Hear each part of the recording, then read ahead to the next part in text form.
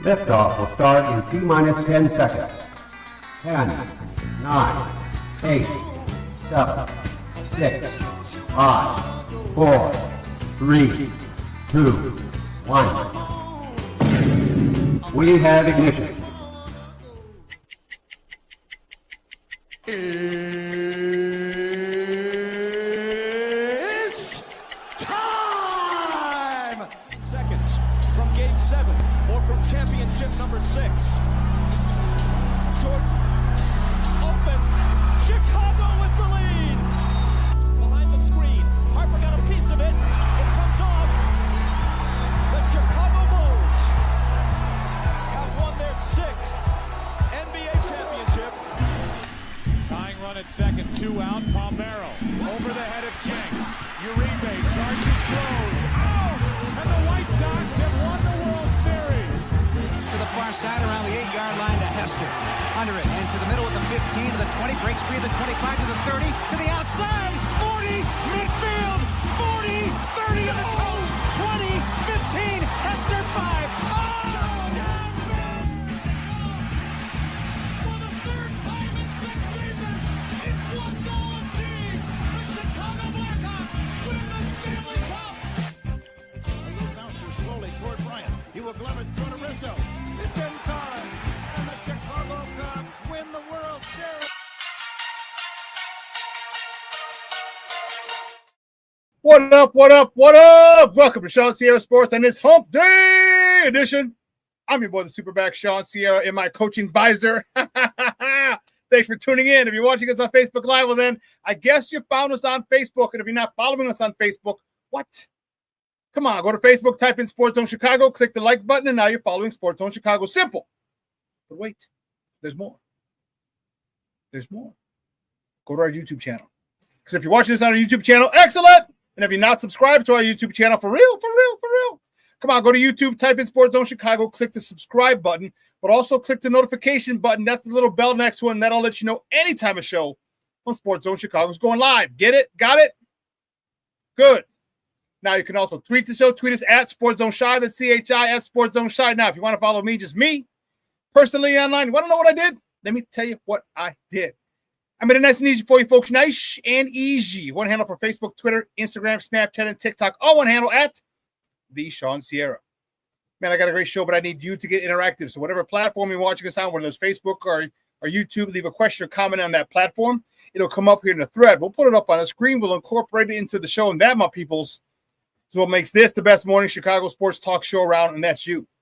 So bring them all, baby. Questions, comments, smart-ass remarks, because ain't nobody scared over here. And like The Rock said, baby, don't sing it, just bring it. The new Skinny Rock, if you've seen it online. Don't sing it, just bring it. Let's check out the chat, because, man, the chat was jumping early this morning. My man checking in first, Armando Emeterio Lara Jr. He said, good morning, all. Junior, what's up, Papa? Black Diamonds in the house is Mondo. 5 more days. Bear down, FGB. What? FGB. What? FGB. What? Go. That's what I'm talking about. Cornelius Squalls, what up, what up, what up? ShawnSierraSports fans. Morning, Armando, and bear down. Black Diamond. Oh, thank you, Papa. It's the top of the morning squad. Bear down, FGB. That's crazy that some Bears fans wanted us to pay a guy who has a grade 4 back sprain. That's why I only talk ball with you, Shawn, and the gang. Thank you, Black Diamond. I appreciate it, Papa. Thank you. Who else? Oh, Mr. Southside himself. Michelle Wall is giving me shit for no burpees this morning. Man, today's workout was a bitch. Ooh, Charlie. If you didn't see, man, go back and check out my live. That's what I'm telling you. All you guys got to make sure you follow me on Facebook as well. I know it's the old people thing. All the younger, cooler, hip kids are all on IG, X, and Snap, but us old farts are still on Facebook. I had a live this morning, or a video this morning from the workout. Man, that was crazy. Crazy. It was the Hateful Eight. So you had 8 rounds of 8 exercises, 8 reps each exercise. So you started with 8 push-ups, 8 sit-ups, 8 air squats, 8 pull-ups, 8 deadlifts, 8 hang cleans, 8 push press or shoulder overheads. Just get it up over your head after the hang cleans, and then 8 calories on the row machine. That was one round. They had to do 8 of those. That was insane. That was crazy. Whew, man, that was crazy this morning. That was crazy. But you know what? I love crazy. Oh, he's back. Look who's back, baby. Just like the prodigal son, he's returned, baby. I love it. Rick Gonzalez is back. Good morning, Shawn, in the chat. Took a little mental break from Bears talk and social media, but I'm back now and ready for the season to start. Bear the fuck down, baby. FGB, what? FGB, what? FGB, what? Go. Rick Gonzalez in the house, baby. Woo, Charlie. Yes. Man, good to have you back, Papa. Hey, we were worried about you. We talked about you the other day. We just want to make sure all was good. Hey.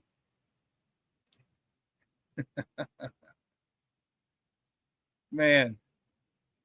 Let's see. Yes. Man. So, hey, before we go any further, okay, let's not get it twisted, baby. Sports Zone Chicago Bears watch party Sunday, September 14th at the Branding Iron, the pavilion at Branding Iron. All right, get there around 11:30. All right, the pavilion's beautiful. It's in the back. A nice covered area. I'm gonna be on stage. We're gonna have a pre, half, and post game show. All right, swag giveaways throughout the game. Actually, my guy just texted me a few minutes ago about the swag that I'm gonna get a call him and order it today. The stuff that I'm gonna have for the watch party. So I'm gonna have dope ass swag, and we're trying to get that link together. Believe me, you're frustrated. I'm frustrated. I want that link up because I want you mugs wearing some Sports Zone Chicago gear and repping Sports Zone Chicago. We're gonna get that up soon. And then after the game, after the Bears whoop that ass on the Detroit Lions, all right, we got some DJs. It's gonna be it's gonna be a daytime party afterwards.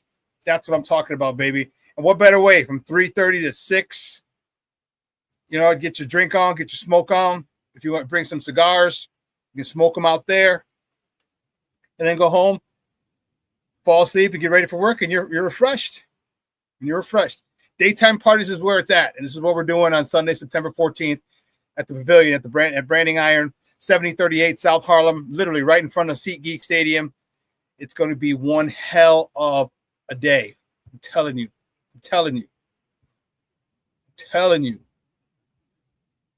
I have tons of swag, man. I'm telling you, it's going to be awesome.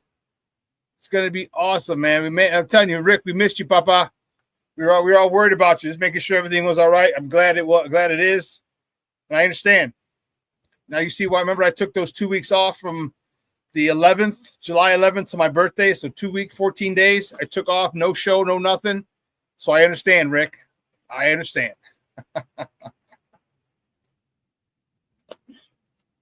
I understand. Listen, I got a great show for you, man. We got a lot of baseball to talk. Both teams are in action last night. Cubs hosting the ATL Braves, the Bravos, the White Sox on the road. All right.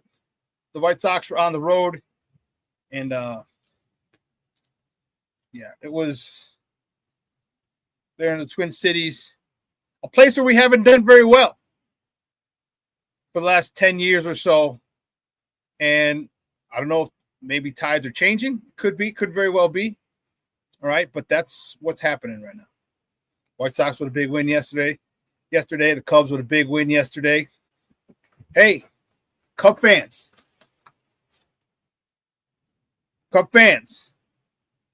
5 games out. 5 games out. It is not beyond the realm of possibility that you grab that division. So if I'm not mistaken, if you guys end in a tie, there's no game 163. Your Cubs hold a tiebreaker. Okay? You hold a tiebreaker. So It's not beyond the realm of possibility, baby. Remember I told you, ebbs and flows, ebbs and flows. It's horrible. It is bad when you're dealing with a team that's on fire, with a hot team at the end of the year. You don't want to face them. The Cubs might just be turning into that hot team. I told you they could have. I told you that was a viable option for them. Okay? Great start. Imanaga yesterday. A nice quality start for him. All right. You guys, King Tuck. Everyone's talking all types of shit on King Tuck. And he started, he started to come around. That's the guy you're going to need. That's the guy you're going to need, man. And you guys have a good shot. Your starting pitching is good. All right. And here's the thing. If you keep fighting, and even if you don't catch Milwaukee, guess what? You're separating yourself between you and the next wild card person, next team in the wild card standings. And I told you this. I told you once. I told you a million times. I'm going to say it again. If you guys are on a roll, there's not one team in the National League that's going to want to face you as a wild card. Not one. Not one. I told you. They already saw what you can do. They already saw how you can explode. And I'll tell you what. All you need right now is PCA to start picking it back up, and a lot of the teams are going to be shitting bricks. Oh, yeah. If PCA starts picking it back up now, the last 25, 30 games of the year, let me see how many you got left. 139, 140, 22. Last 23 games. If PCA starts getting hot in the last 15 games, that's 2 weeks, basically, a little more than 2 weeks. If PCA starts picking it up and getting back into his old form, it's not a good sign for whoever you are matched up against.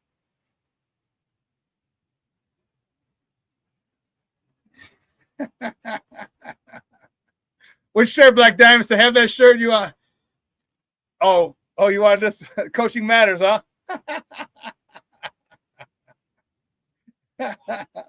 Hey, you know what? I plan on having that link go live way before that. I plan to have the link live way before the 14th. But yeah. I'll tell you what, it's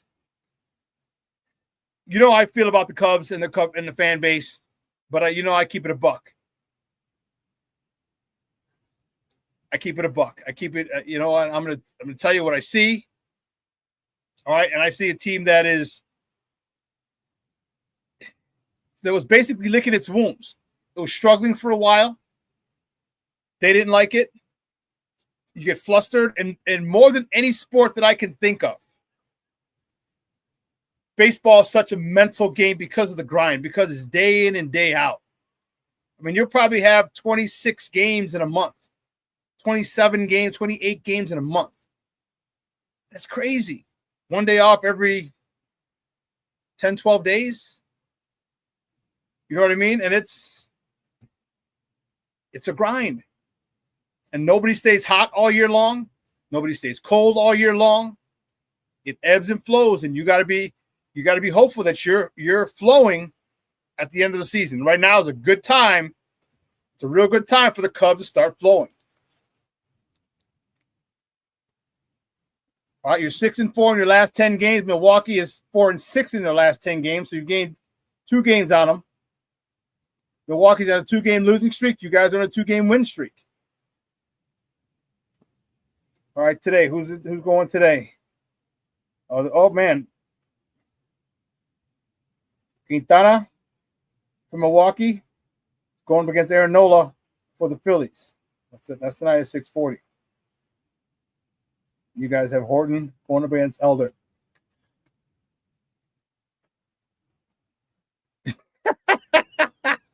Rick, just don't get jumped, Papa. I need an FGB shirt. Hell, and I might just go to Wisconsin and walk around to show that mofo off. FGB, baby, I'm telling you, that's going to be one of the best sellers. I'm telling you, it's going to be one of the best sellers that we have. Yes. Yes, yes, yes, yes, yes.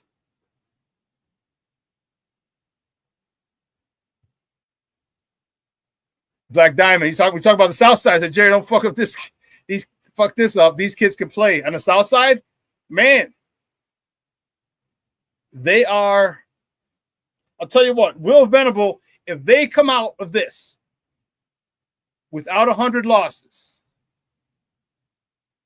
if they can avoid the 100 loss plateau, Will Venable needs to seriously be in a conversation for Manager of the Year. Seriously needs to be in that conversation.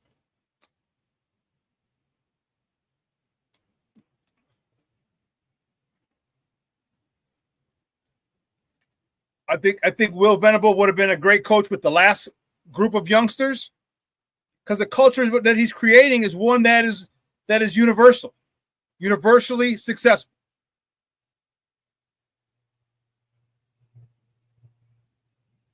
Junior says, Shawn, the 2005 White Sox were good and got hot, so it was inevitable they were going to be World Series champs. They were good. They were good. They went wire to wire.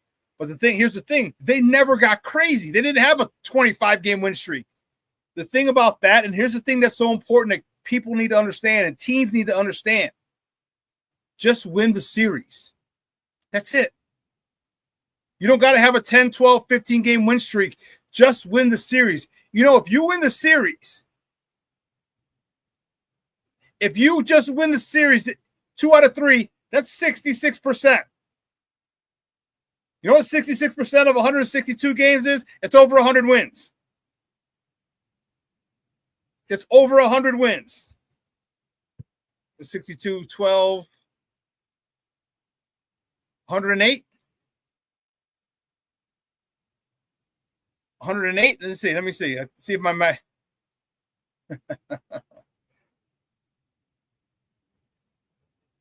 Divided by 3. It is 108. You just win the series, and that's all the White Sox did. Just one series. Just win the series. 2 out of 3. 2 out of 3. 2 out of 3. You stay under the radar. Nobody's. A lot of media attention doesn't go your way because you don't have that big win streak.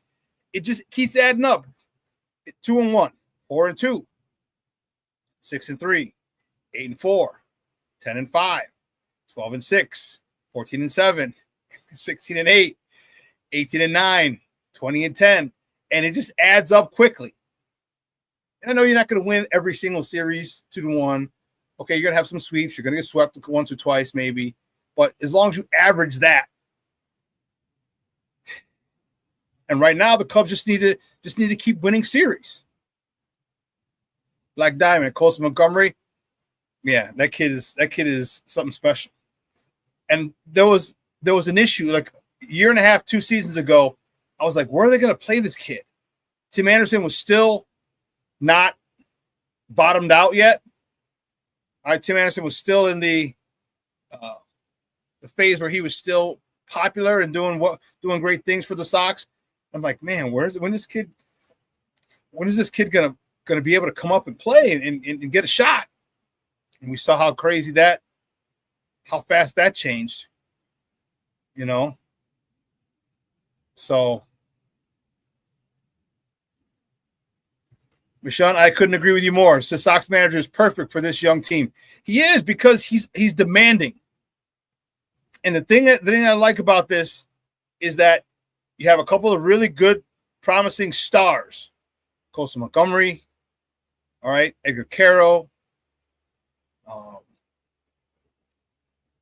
Josh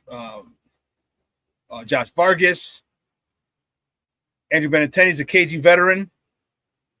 All right, but you have a lot of guys who are role players, who can be just solid baseball players.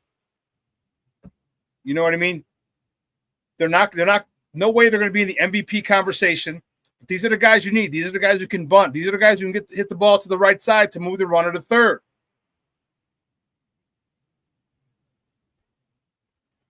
All right, the Sox have a lot of good, young, fundamentally sound players. And the part of the fundamentally sound comes from is the manager. Instilling it and demanding that. I'm so glad that I like Will Venable a lot. And like whether he could take us to the promised land, I don't know. Let's not worry about the promised land yet. Let's worry about not losing 100 games. Let's just start there. Let's start by getting beyond 63 wins, 62 wins. Let's get 63 wins or more. All right, we'll start from there.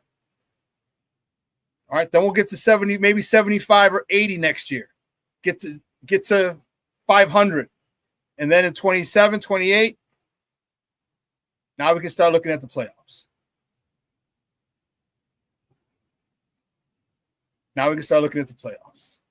Keeping it real on a realistic timeline. I mean, I don't expect them to go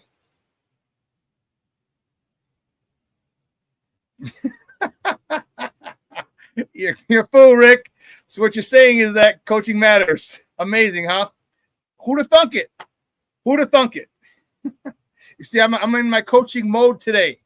I got the Coaching Matters t-shirt. I got the coaching visor on today. I was ready. Steve-O laughed at me this morning when I said, Steve-O, I'm putting on my coaching visor.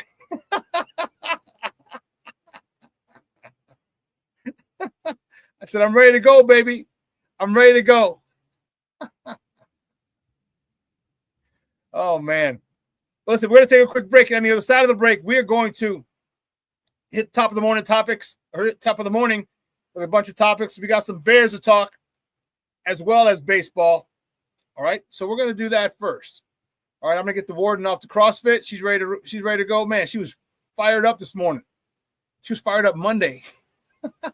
So Monday, I had those CrossFit workout. All the classes were canceled except two. They have on holidays, they usually have two classes, 9 and 10, or sometimes I'll push ahead, have it 8 and a 9 o'clock. So I had 8 and a 9 o'clock on Monday. I went to the 8. I was a bitch. We had a 400-pound stud we had to push. We had a couple guys pushing it 400 meters. And we'd sub in and out. Anyway, I was stretching and everything, and I was getting ready to come home, and I got a phone call. And Mom says, Shawn, I'm still at home. I was like, okay, where would you be? She's like, I'm ready. She goes, I don't know how to call the car because I got to go to CrossFit. And I was like, oh, I said, Ma, I said, your class has been canceled. There's no Strong for Life class today on the holiday. She's like, oh, she's like, I'm dressed and ready to go. Girl was ready, boy. She was ready. She was ready. I loved it. So, but I got to get her off the CrossFit and pick her up in a little bit. All right. So keep it locked right here. Top of the morning topics on the other side. Don't go anywhere. Keep it locked right here, folks. Shawn, Sierra Sports on Sports Zone Chicago.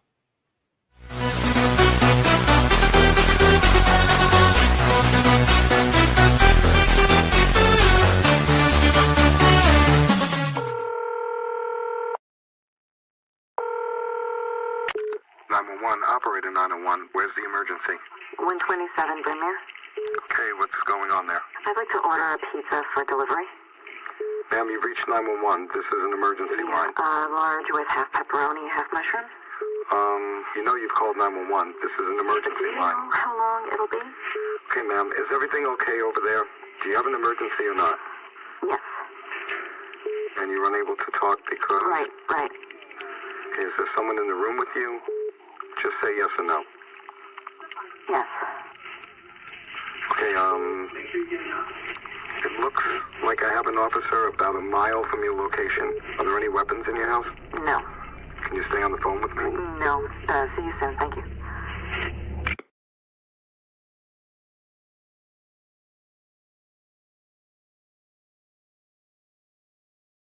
Every day, we take steps to keep the people we love safe. But some health risks are easy to miss. Ticks hiding in the yard can spread germs, like the ones that cause Lyme disease. Mice searching for food can spread bacteria that makes us sick. Mosquitoes lay eggs in standing water and can spread West Nile virus and more. Cockroaches are drawn to water in the home, leaving behind allergens that can trigger asthma attacks. Common pests can threaten our health. Learn how to protect your family at pestworld.org. When I'm flying, I put my helmet on, my visor down, my mask up. You don't know who I am. Whether I'm African American, Asian American, Hispanic, white, male or female. You just know I'm an American airman kicking your butt.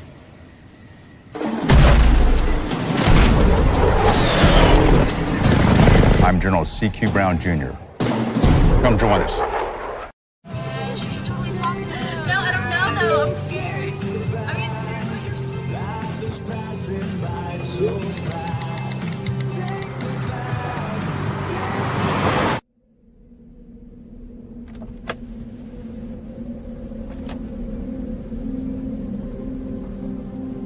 Do you know that you're in my lane? No, not at all. Are you not paying attention? Are you texting? I was just checking in with my mom. I was telling her that I thought we'd be home by 6. It's okay. There's enough time. Just pay attention. I'm not even halfway through my text. There's no way. I'm not even going to look up. My babies are in the car. You have to pay attention. It's just supposed to be a quick text. I'm so sorry.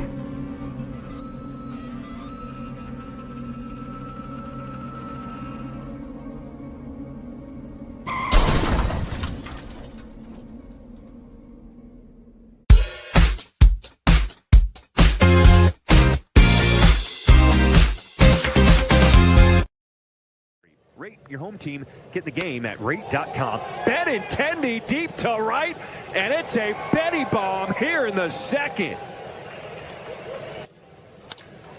Ramos, the deep right center field. Wallner going back. This one's going to go off the top of the wall. One run scores, another one coming behind. And how about Brian Ramos, his first start? Kyle Teal. High in the air, deep to right field. It is gone! That ball just kept carrying in Minnesota. Welcome back to Shawn Sierra Sports on Sports Zone Chicago. Those clips courtesy of Chicago Sports Network. Those were the good guys from the South Side yesterday, opening up that can of whoop ass on the Twinkies. Man, it felt so good to whoop that ass in Minnesota because they had been a pain in our ass for so long, especially up in the Twin Cities. Wow, that felt good. 2 wins in a row for the good guys. They're back there today and tomorrow. It's a 4-game set with these guys. Man, if they can win one more today or tomorrow, hell, I mean, I'll take both. Don't get me wrong. But if they can win one more and take 3 out of 4, that's what I'm talking about. All right? We're at 51 and 88 right now. We're at 139, 141, 22. There's 23 games left. All right, we need 12 wins out of those 21 games. Okay? We win today and tomorrow, that makes it 10. That makes it 10. We'll have 53 wins. All right? It'll make it a lot easier for us. We got work to do. But good game by the good guys on the South Side. Don't, like our old Uncle Hawk Harrelson used to say, don't stop now, boys. Don't stop now. Shawn says, I can't stand the evil twins. Neither can I. And you know what's really weird? Watching them was like me watching the Boston Celtics back in the day. Okay? I hated the Celtics. Hated them. I hated the Celtics. And I started to get an appreciation for them when they started deteriorating because of age. When Bird wasn't as effective, when McHale wasn't as effective, when Robert Parrish was slowing down before he came to the Bulls. Okay?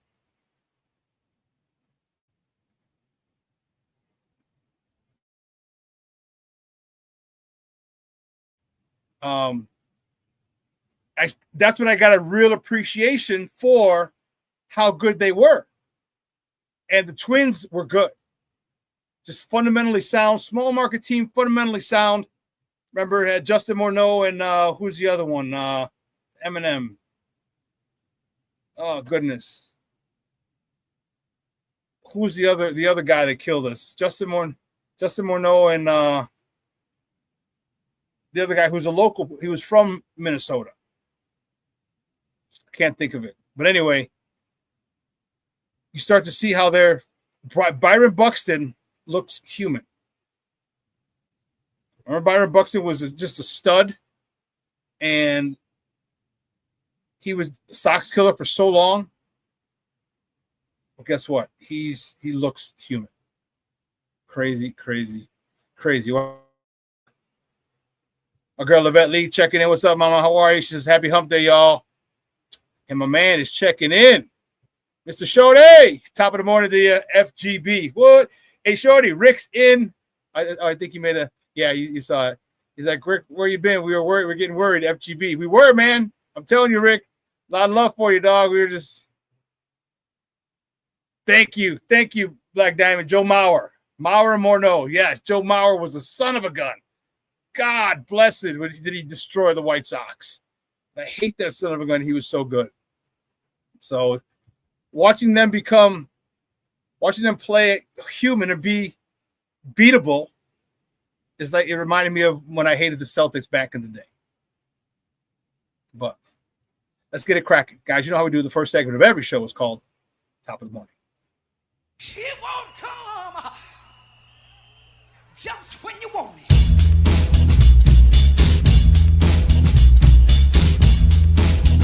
Top of the morning to you. Top of the morning to you. Let's check it out. The first top of the morning topic. Which way do we go? You know where we're going.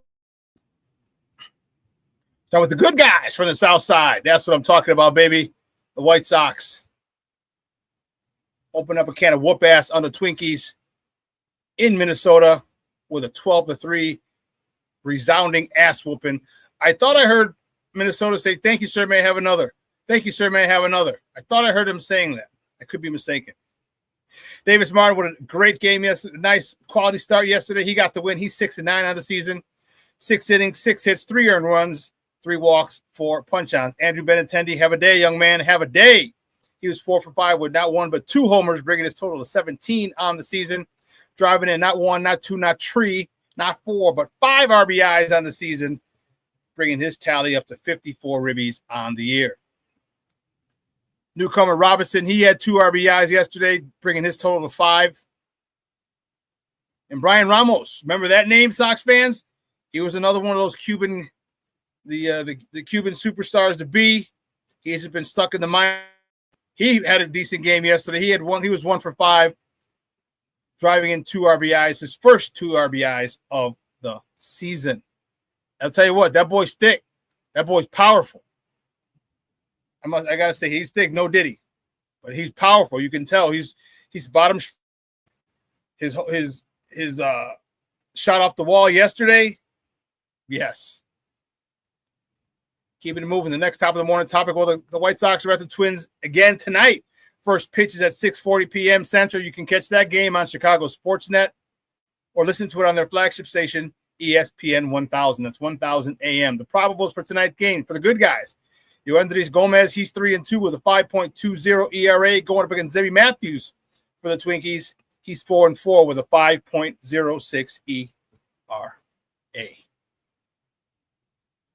The next top of the morning topic, Cubs. Man, the Cubs did it yesterday, boy. The Cubs beat the Braves from the ATL. They're at home at Wrigley, 4-3 yesterday. Shota Imanaga, he got the W. He's 9-6 on the season. He went 6 innings, 5 hits, 3 earned runs, 1 free pass, 2 punch-outs. Kyle Tucker, King Tuck, is back, baby. He is 2 for 3 with a homer, his 22nd of the season, driving in his 73rd RBI, his 71st, 72nd, and 73rd RBI of the season. Ian Happ was 1 for 4, driving in the other run, his 65th RBI on the year.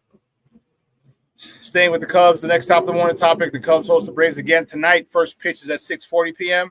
You can catch that game on the Marquee Network or listen to it on their flagship station, 6:70 a.m. That's 6 the score.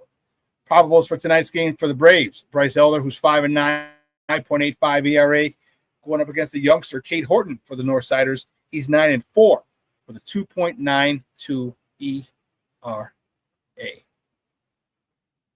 Keep it going, Cubs. Keep it going.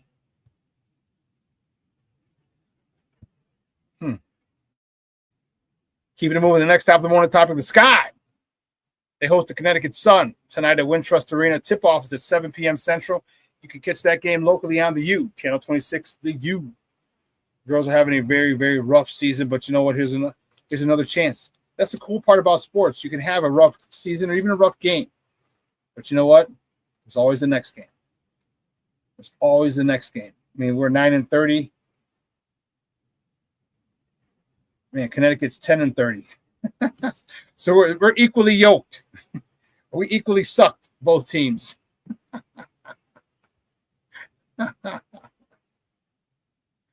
Oh, man. Let's see, we got some new messages in the chat.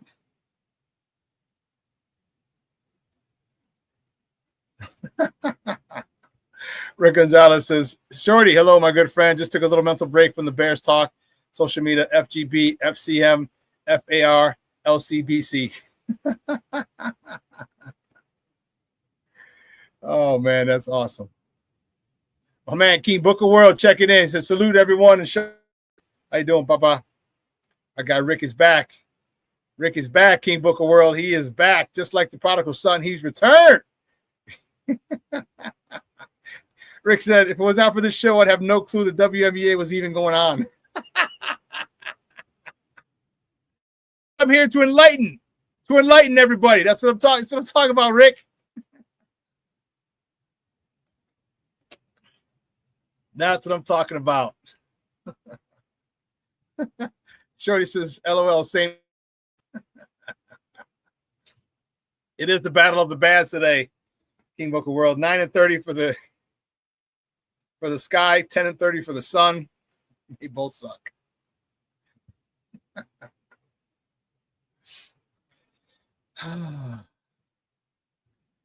Next top of the morning topic, the Bears continue to prep for their opener on Monday night. Game 1 on the lakefront. The Bears host the Minnesota Vikings. You can catch that game on Channel 7, ABC, or ESPN if you like. Or listen to it on their flagship station, ESPN 1000. That's 1000 AM. That's Monday, September 8th, 7:20 off. And a lot of questions will be answered that day. And I can guarantee you a lot more questions will arise that day.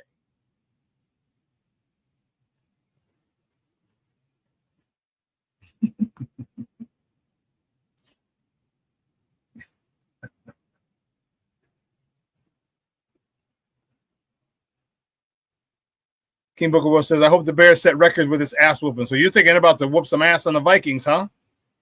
Okay. Troy says, yes, Booker, yes.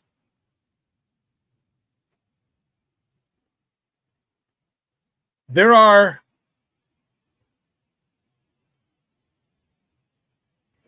Rick says, so excited for Monday. Jalen is a go, FGB. Yeah, and even if he is a go, let's keep it in perspective. Even if Jalen is a go, okay, how well conditioned is he? Okay, what kind of football shape is he in? Okay, he hasn't practiced. He hasn't. I mean, you can do all the conditioning you want, and you can. Remember, he had a lower leg injury, so I don't know how much running he was doing. But you can do all these things individually, and that's fine and dandy. But there's nothing like football shape. The only way you get in football shape is to play football. Okay? And that's what he's missing. His timing is going to be in question. His spider senses, so to speak, for lack of a better term, his instincts, there we go, might not be as sharp. Because the only way you sharpen your instincts is to play.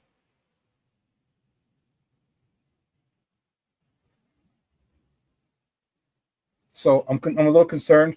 And same goes for Justin Jefferson. Same goes for Justin Jefferson. What's good for the goose is good for the gander. All right, Justin Jefferson hasn't played all preseason. All right, so he hasn't played all preseason. So guess what? The timing with him and J.J. McCarthy might be off a little bit. This is why it's really good to get the Vikings early, because once they get that connection, and once Jordan Addison comes back, he's missing the first 4 games of the season. He's suspended. Wow. Rick says, he's talking about Jalen Johnson. Go send his ass to CrossFit with the Warden SuperBack FGB. Oh, man. Oh, my goodness. King Booker World said, he goes, how's a quarterback that played have more to prove than one that didn't? King Booker World says 2 days of Euro training, he'll be fine. Shorty says the same QB broke a shit ton of rookie records and gets no credit for it either, Booker. Yeah, he did. But they're rookie records. No one cares about rookie records. You know what I mean?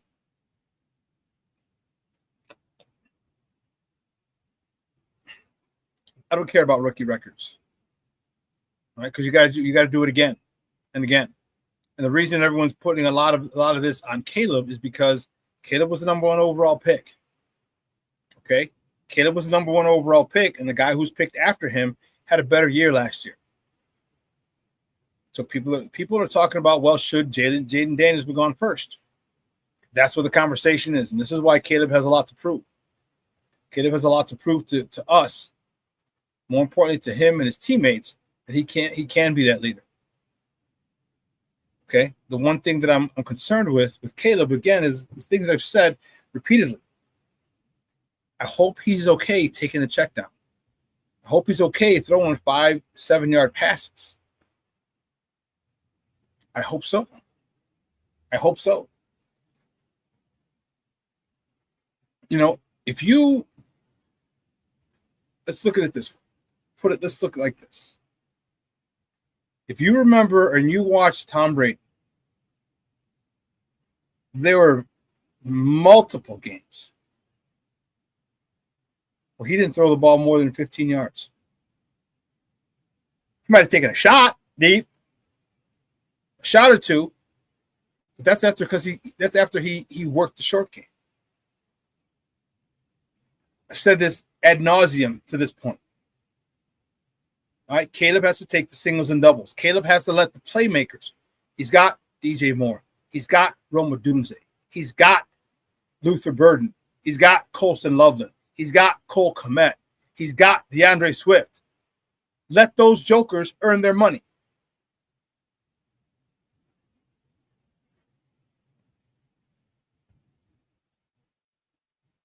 He's like, that's true, Shawn. It's the double standard, though. After 1 year, Caleb is a bust. Year 5 of Trevor Lawrence.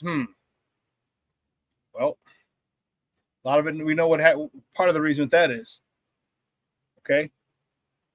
But to call someone a bust after 1 year is ridiculous. So whoever says that this is why you know you don't listen to people who say dumb shit like that. To call someone a bust after 1 year, after what he went through with the losing of his offensive coordinator, the changing of the play callers. Offensive coordinator was gone. Then the head coach is gone. Then his offensive coordinator becomes the head coach, which took more time away from him because now he's doing head coaching duties and not just offensive coordinator duties. And he still throws for 3,500 yards and 20 touchdowns. So if anyone says, and yes, you can look at all the shortcomings you want. This is what I don't understand. You can look at all the shortcomings you want. But you throw for 3,500 yards is respectable. I don't care if you're a rookie or a veteran or what.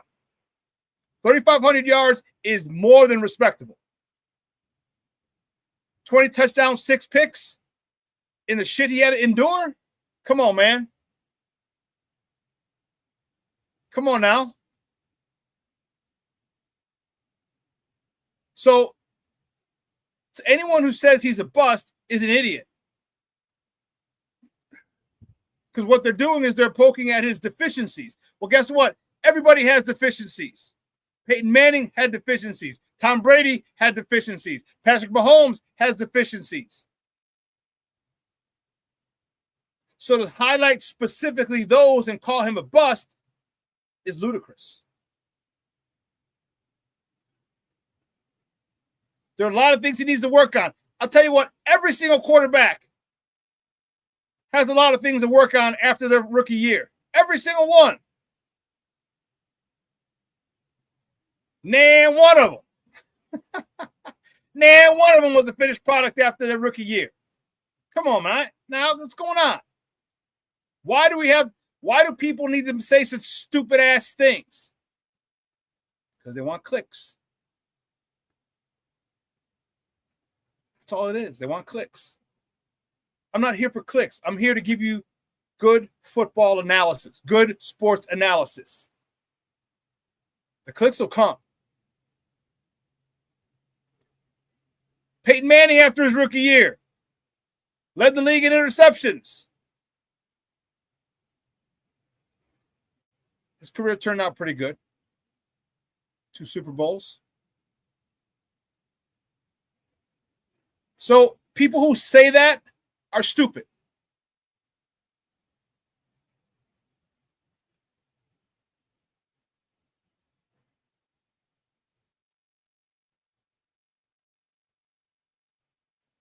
Rick Manning in 2015, that's all he did was throw short and won a Super Bowl with Denver. It works. Threw short, had a good defense. He wasn't airing the ball out.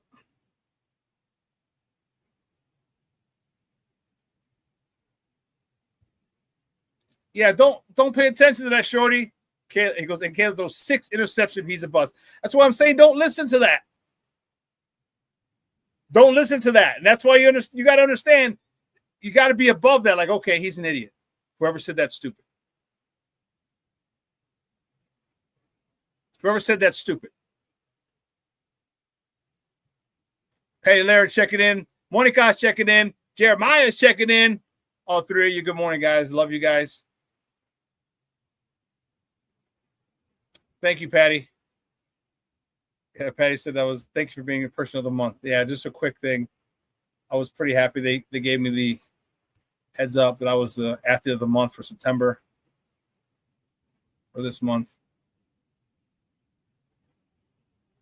And I'm about to do a deadlift. You see, I got a wide grip on the bar. I'm about to do a deadlift. Back to what we were talking about. When you hear people saying he's a bust, how can you call someone a bust after 1 year? After 1 year.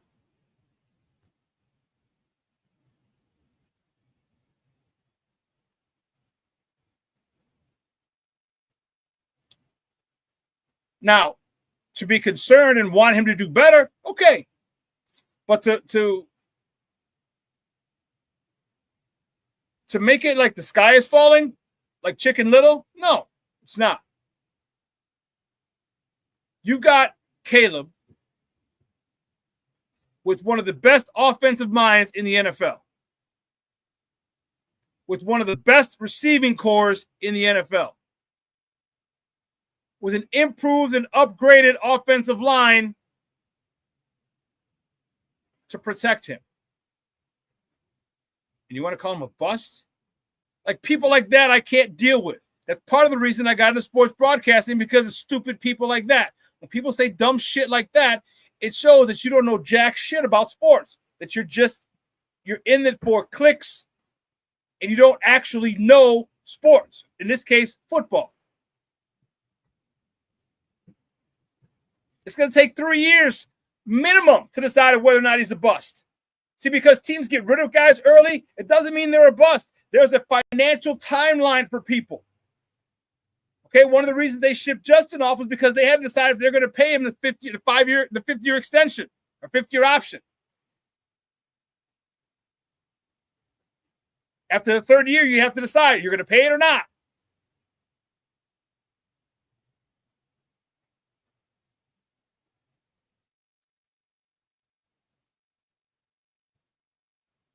Yeah, King Booker, I hear you. King Booker World said, we all know that Caleb has to work on his game. It's the dismissal of what he did do that pisses me off. Someone acting like he just had a horrible year. Yes. Bingo. Bingo. Shorty says exactly, Booker, in all caps. Yes. You cannot. To say he had a bad year is malpractice. If you're a reporter, if you're a writer, you can't say he had a bad year. 3,500 yards, 20 touchdowns, and 6 picks is not a bad year. To say he could have had a better year, yes. But just think about what you're saying. How can you say he had a bad year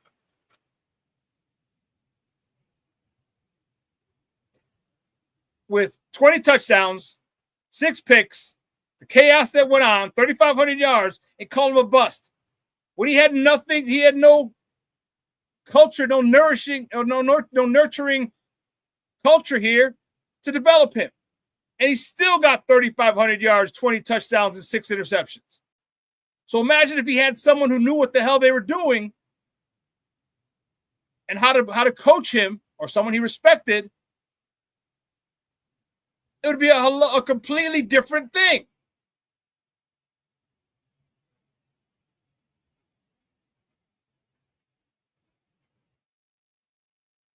You could choose to focus on the negative, or you could choose to focus on the positive. And you know what? Negative sells. People want to tell you why Caleb sucks and why he did this and why he did that and why he's a bust. They're quick to tell you that, but they're not quick to tell you the turmoil he went through and still was able to have 3,500 yards with 20 tutties and 6 picks.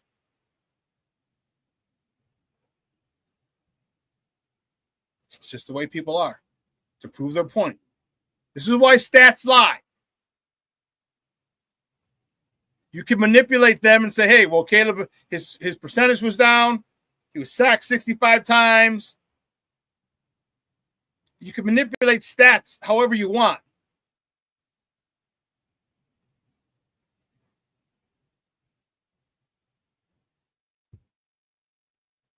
Shorty says, they just pushed this narrative that Caleb sucked because of Jaden Daniels' year, which statistically was only 27 more yards and 5 more touchdowns, but also 6 more interceptions. Yeah. On a much better coach team. Yes. I couldn't agree more with you, boss. So listen, let's take another quick break. On the other side of the break, we'll get into some quick baseball talk. In like 10, 20 or so, we'll finish it up with all Bears. All right? So don't go anywhere, folks. Keep it locked right here. Shawn Sierra Sports on Sports Zone Chicago. Hey, it's your boy, the SuperBack, Shawn Sierra, and be sure to follow Sports Zone Chicago on all social media platforms, on Facebook, Instagram, and our Roku channel. You can find us at Sports Zone Chicago, and on Twitter, we are at Sports Zone Shy. Also, be sure to download our mobile app so you can take Sports Zone Chicago with you on the go.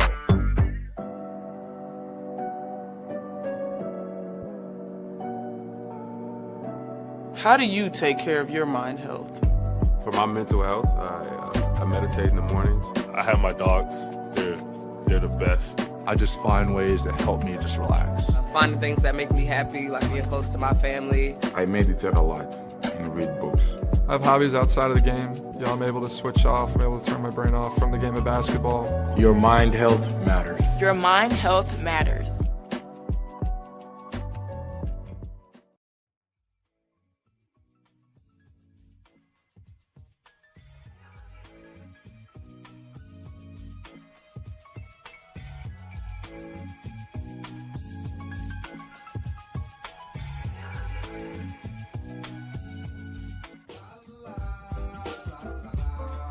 It's a romance sport. What? It's a romance sport like that. Your Marine Corps' way of life is to defend the American way of life.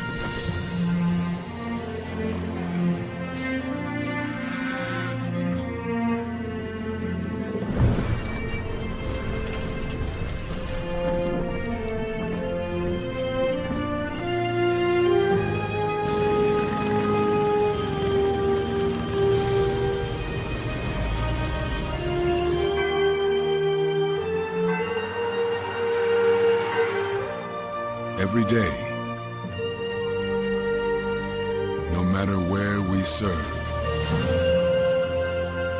we take a stand for our nation, for each other, for us all. The few, the proud, the Marines.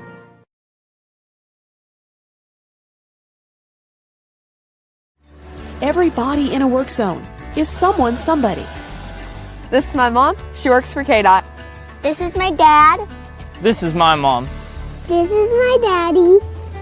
This is my sister. This is my daddy. This is my son, Scott. He was killed while working in a highway work zone. When you drive through a work zone, drive like a life depends on it. Because it does.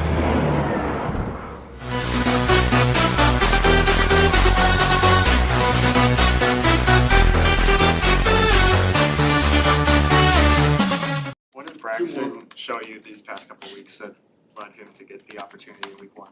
He knows what he's doing. Is it perfect every play? No, it's not. But we did see the execution go up over the course of the last few weeks, and so there is a trust level in him knowing what to do, and we think that he's going to continue to ascend the more reps that he gets. Do you think that adding... Welcome back to ShawnSierraSports on Sports Zone Chicago. Those clips courtesy of the Chicago Bears. That was Bears head coach Ben Johnson talking about Braxton Jones. Let's look at it one more time. I want to see, listen to the tone of his voice as well as what he says. Okay? Keep it. What did Braxton show you these past couple of weeks that led him to get the opportunity in week one? He knows what he's doing. Is it perfect every play? No, it's not. But we did see the execution go up over the course of the last few weeks, and so there is a trust level in him knowing what to do, and we think that he's going to continue to ascend the more reps that he gets. Do you think that adding... He knows what to do, then quickly says, was it perfect? No. He's going to continue to ascend, which means they're not happy with it. And again, that clip courtesy of the Chicago Bears. Up Bears. It seems like he's resigned and saying, all right, you're the veteran. You're probably the best we have. We'll go with that.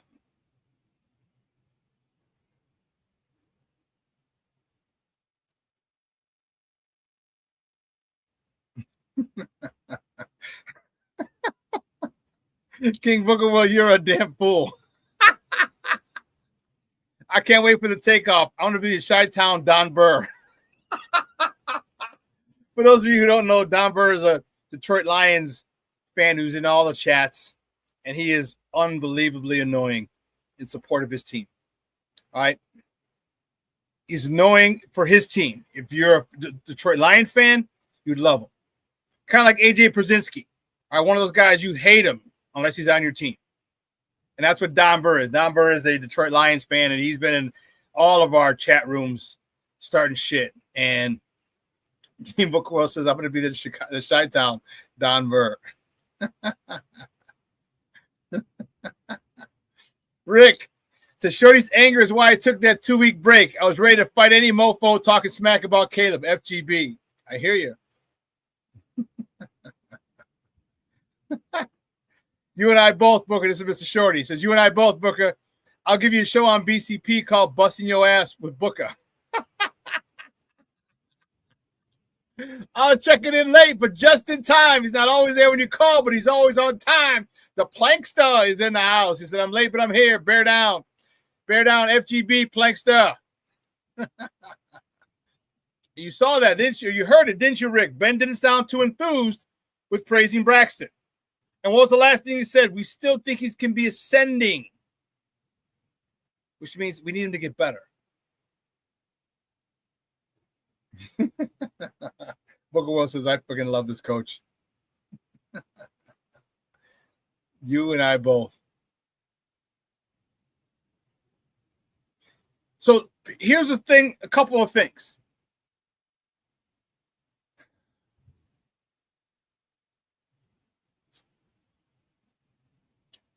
Braxton Jones is a guy that they're going to go into the season with because they kind of have to. They brought in a couple people that they thought could do it, but they really can't. All right, to the level that they want. Okay? So I get it. That's cool. Braxton Jones has 40 starts. Braxton Jones is a veteran. But also Braxton Jones is in a contract year. Braxton Jones is in a contract year. Now, it's easy for him if he has a bad year to say, hey, listen, I was hurt. I had surgery on my ankle, so I couldn't lift. And my strength was down. My power was down. Blah, blah, blah, blah, blah. It's easy to say that in going into negotiations. But you know what? They don't give a shit. They'll say, hey, you know what? Your play regressed. Your play regressed. So Braxton Jones is in a contract year. He's looking to get paid. And he's not going to set the market for left tackles. He's not that caliber of dude.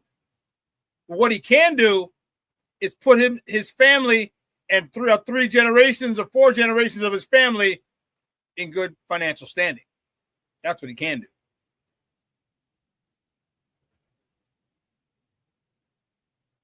That's what he can do. So let's not get it twisted. I think Braxton is playing with a chip on his shoulder because it is a contract year. Because of all the shit that people are talking. You don't think he sees it? You don't think his family sees it? His friends see it? Of course they do. Of course they do. You don't think he saw when they're bringing people in for the left tackle? We drafted Ozzie Trapillo. Oh, we're going to move him to the left tackle. You don't think he saw all that disrespect? Oh, he saw it. Oh, he saw it.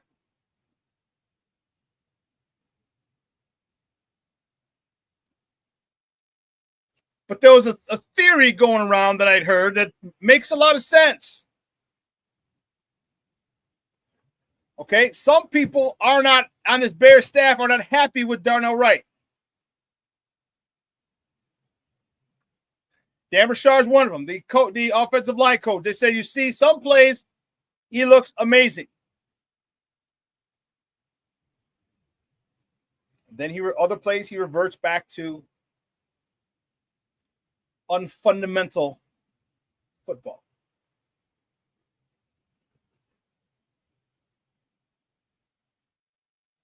Now, if they're not happy with Darnell Wright, then now you could see maybe what they were doing. All right, they couldn't get a left tackle in this draft. They're probably trying to get a left tackle in this draft, and they couldn't. They needed a running back, which they didn't get. So they drafted a right tackle. Darnell Wright is in his 3rd year.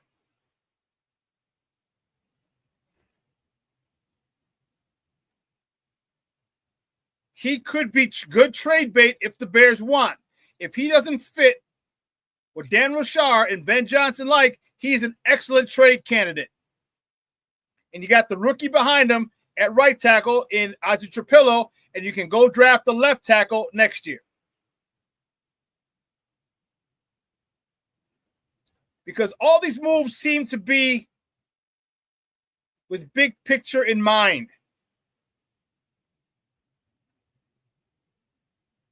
They don't seem to be for this year only.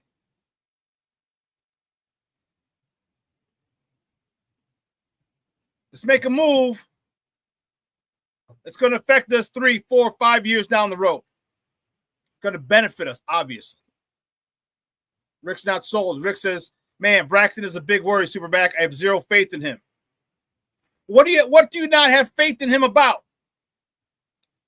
He's been a starter for 3 years. He's not going to stay a starter if he didn't have that type of capability of talent. And let's be honest, he is an excellent run blocker. Do I need to remind you of all the pin and pull where he comes outside, knocks the Green Bay Packer over? Swift runs up the sideline, touchdown.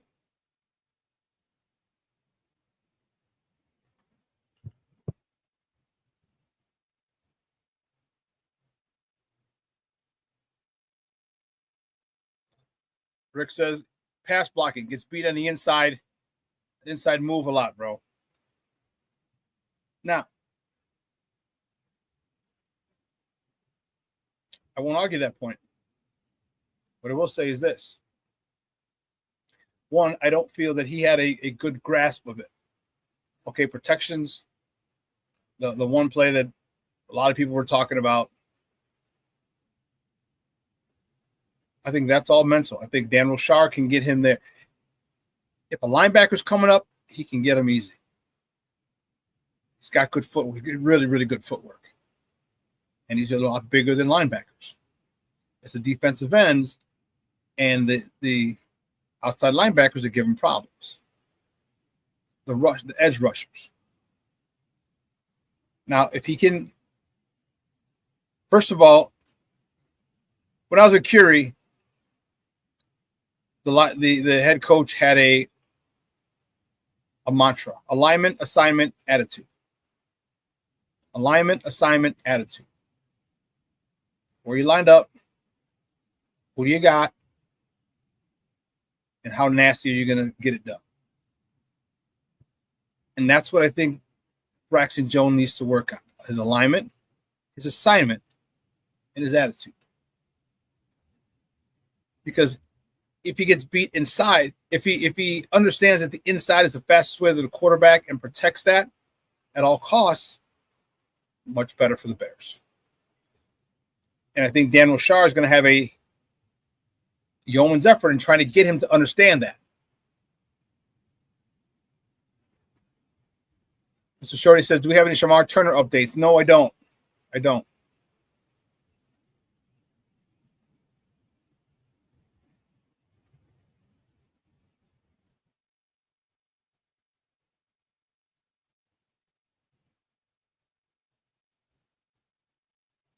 King Bagor says, I remember when Braxton MDK'd that one DB on a run. I don't know what MDK means, but yeah, he trucked that joker. I think it was the Packers. You could do C7 in a cartwheel. Said that joker in a cartwheel.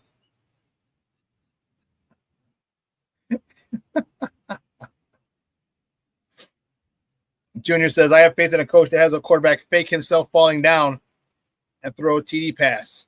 How Ben did against the Bears. Yeah, I hear you. But I think they're going to work on instilling inside, strong inside.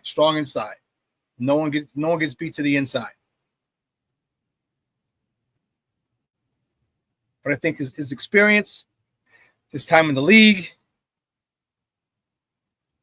I think that'll help. Again, and he's in the contract year.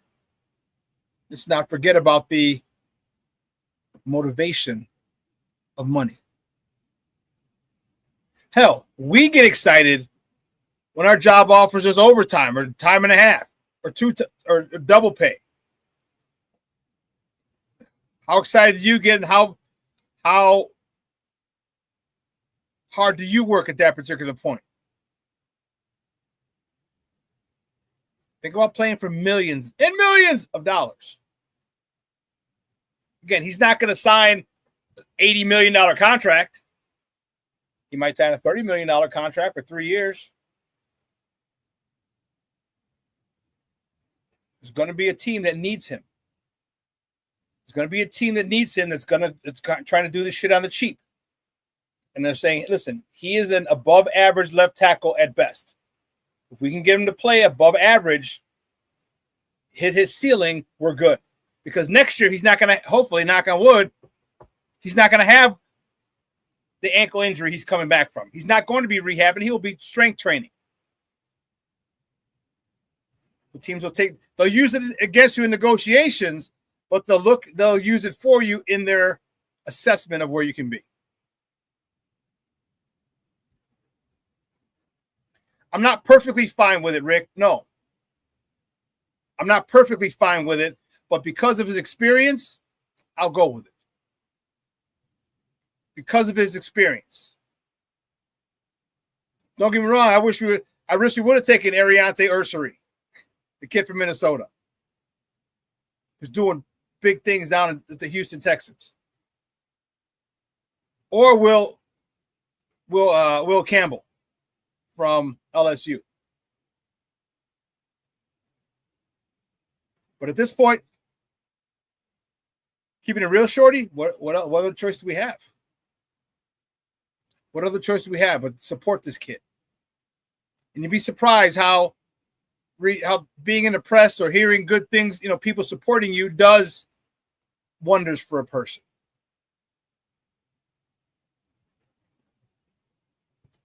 And that's a good thing. Good point, King Booker World. Says, I have a little faith with Tooney being next to him. Yeah. Yeah.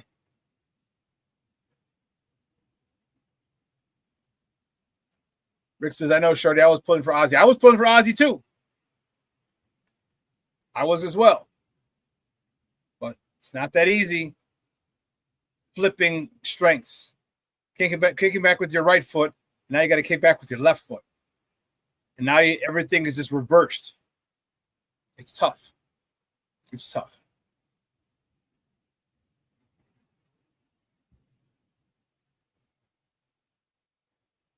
But I know, real quick,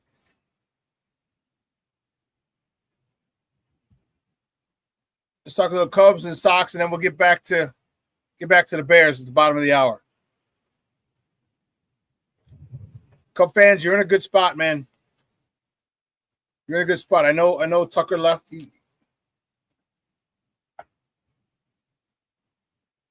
And I think that's a situation you got to worry or watch, monitor closely. All right, he's got a tight calf. Man, you do not want that to turn into an Achilles issue. That's what usually happens. It travels down. So definitely make sure that that they take care of that, because he's the guy. He's the guy the Cubs need.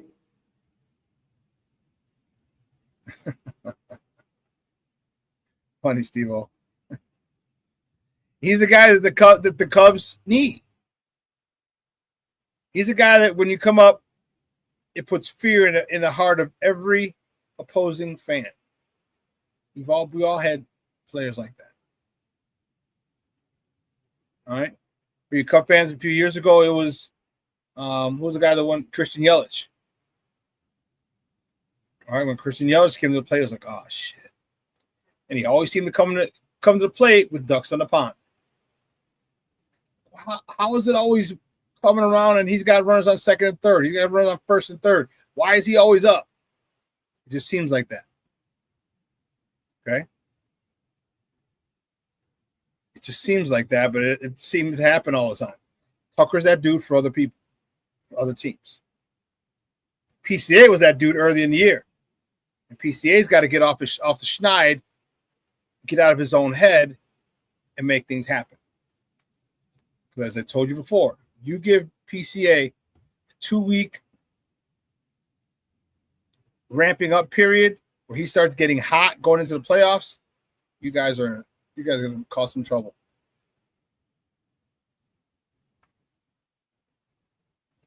Black Diamond says, I don't see him staying. Who are you talking about? You talking about Darnell Wright or King Tuck? Who are you talking about, Black Diamond?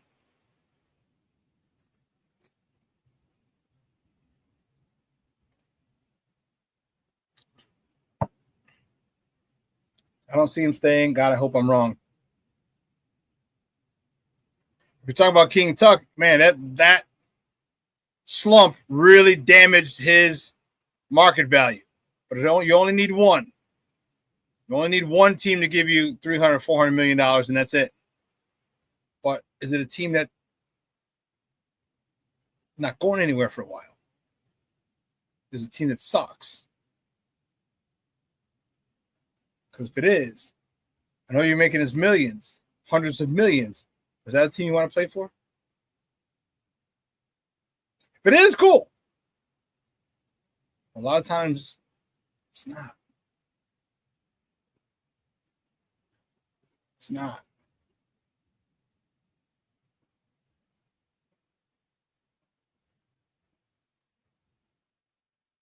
And over on the south side, our boys just need to keep doing what they're doing. All right. I love this contributions from everyone. That's what gets me excited. Contributions from everyone, from the pitching staff. Davis Martin. Who's on a bump today for the good guys? Oh, Yoendris Gomez, guy we just got. All right. We have a lot of young. It's interesting how we have so much talent, but it's in pitchers and position players. It's in both. And I like it. I like it a lot. Remember, we used to be able to develop pitchers. We couldn't get a position player developed. Now we're getting all of them. And I will say this. I will have to give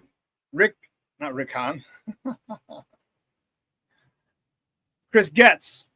I got to give him credit. If I'm going to bust his ass and chew him out when the team isn't doing well, I got to give him his props when the team is. It seems like now we're able to scout and to develop players. The minor league system, we weren't developing players. Now they're bringing these guys up. I know Chris Getz is not the vice president in charge of minor league development. However, it's his show. He's a general manager, and he's in charge of all that down there. When these guys are coming up here with a patient approach at the plate. When was the last time you saw a patient approach from rookies? Like you see the White Sox rookies have. I've never seen it. We're talking guys taking 1 and 2 pitches, or 2 and 2 pitches that you're 2 and 2 in a count, and you're taking pitches right off the corner because you have a good understanding of the strike zone and the strike zone that the ump is calling that day. The patience I'm seeing from these young hitters is impressive. And if I'm going to give Chris Getz shit for not having developed players when he was director of minor league personnel, I have to give him credit. When the rookies that are coming up are producing. Kyle Teal, Edgar Carroll, Josh Ramos, Miguel Vargas. I mean, we can go through the list of youngsters, of rookies. Chase Mydroff. We can go through that whole list of rookies, and these are people who are producing. Hell, even Brian Ramos yesterday. Brian Ramos had 14 home runs this season at AAA before the Sox called him up on Monday. This is from Kyle Williams, the Sox beat in the Chicago Sun-Times. Colson Montgomery stepped in. Look what he's doing, all his home runs. Curtis Mead. All these young players are stepping up. And they're gelling right at the right time for us. Right at the perfect time. What do we say? How many games left? 20-something? 23? 51 and 88. 139. 140. That'll be 22. 23 games left. 23 games left.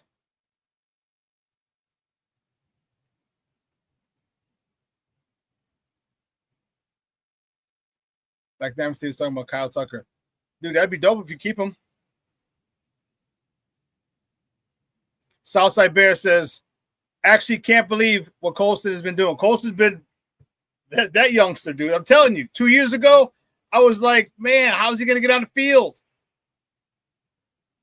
Tim Anderson's still doing great things out there. And man, what a difference 2 years makes.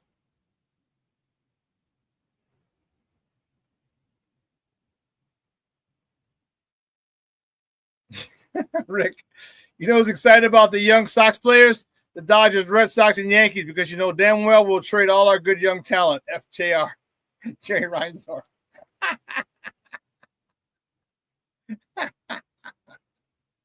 Southside Bear said, yeah, he'd have 40 homers at this pace. We're talking about Costa Montgomery.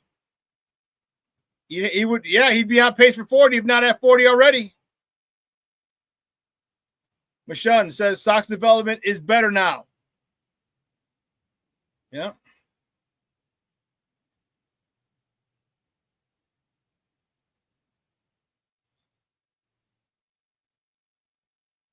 Good stuff happened on the South Side, and it's fun to watch as a Sox fan because, man, 121 losses last year was brutal. Brutal. All right, we're trying to avoid that. We're 100 loss season. We're trying to get these youngsters developed and get them valuable. There's no better learning agent than experience. None. That's exactly what these youngsters have, learning experience. Playing 3 quarters to a full season. Now when they come back, they know exactly what they need to do in the offseason. That's the cool part about playing youngsters. After that season's over, now you can go back because you have your tendencies on tape. So now you have to be able to self-scout and say, where are they getting me out? You have to be able to self-scout and say, why didn't I get to that ball? Why did I airball that throw to first? Why did I airball the throw to the cutoff man? You can get the tape. You can watch film.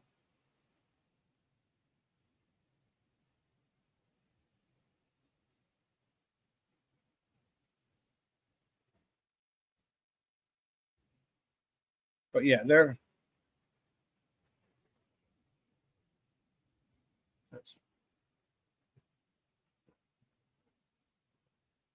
Southside Bear says fun bad feels like playoff baseball after last year. Yeah. It's really weird. You're right, it does. It does. We're trying to get out of 100. We're trying to get 63 wins. Get out of that triple digit loss column. I get it.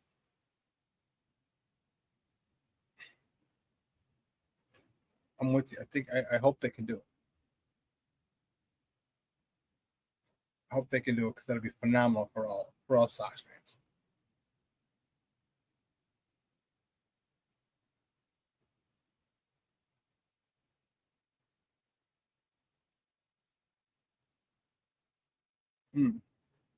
Hey Rick, that's why I said don't fuck up this Jerry's because his ass would do it. Yeah. Yeah. You said that earlier. Don't mess it up, Jerry. Got a really good thing going here. Don't let your ignorant, arrogant self pop in the locker room and bring another manager in.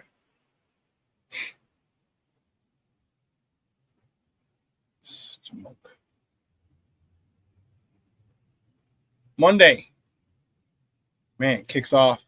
Chicago Bears at Minnesota Vikings.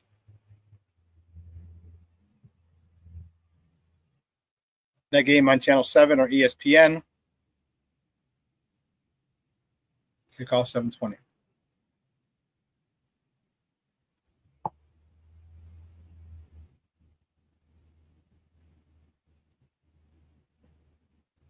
Talk about that game. King McGraw says Jerry's middle name is fuck this up. He has every organization. The Bulls. He didn't bring the Bulls back for 98-99 season. Remember, that was the whole reason for the Last Dance. He didn't want to run it back until someone beat him. That's how you play ball. That's how you play ball. You've been sold out for 6 years prior. Every game. Sold out. How long was the sellout?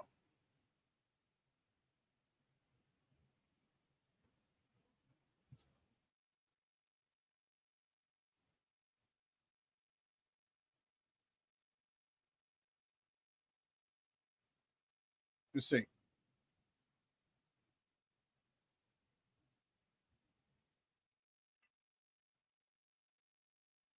Let me see. How long was the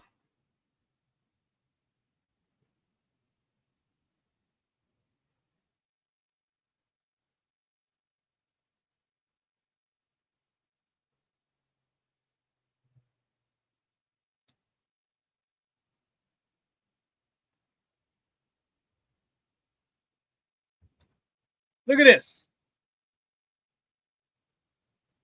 The Chicago Bulls had a sellout streak of 610 consecutive games.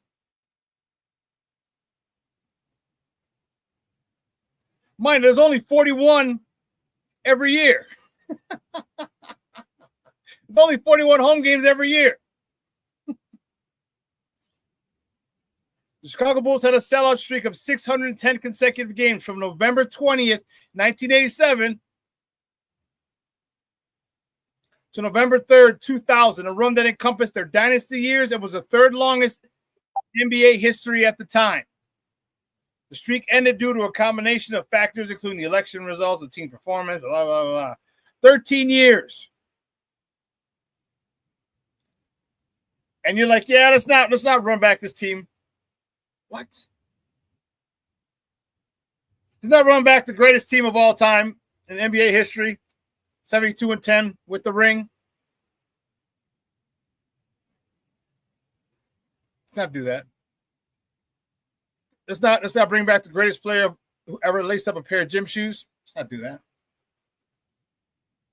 But instead, you're going to say, hey, I hope you don't make me regret signing you to this $30 million contract. Rick, you're a damn fool. Most Packer fans can't even count to 13. FGB.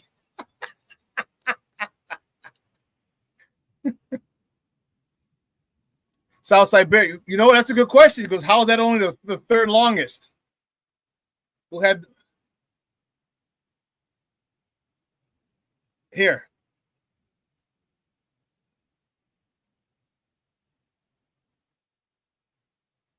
Wow.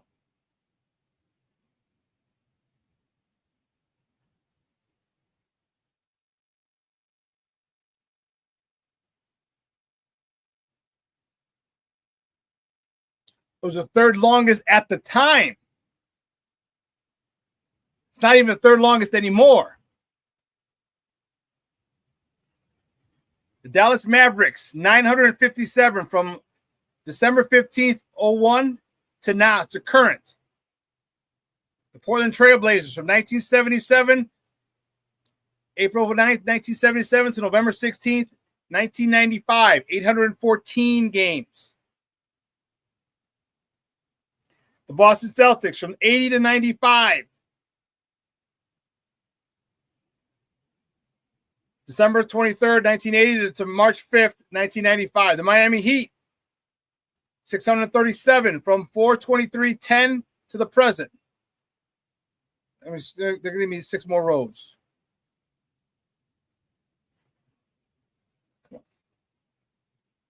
After my Heat, then we're the Bulls, 11, 20, 87. And the Golden State Warriors are not too far behind. They'll take another 2 seasons to pass the Bulls, but from December 18th, 2012 to the present, the Golden State Warriors. The Heat have it's current. Dallas Mavericks are current. Wow. That's crazy. But yeah, let's mess that up. And hey, let me get a collection of some of the best baseball talent, the top prospects in baseball. I'm bringing my own friend, Tony La Russa, to screw this thing up.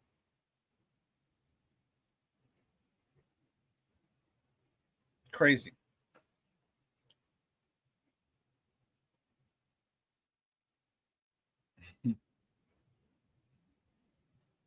That's nuts.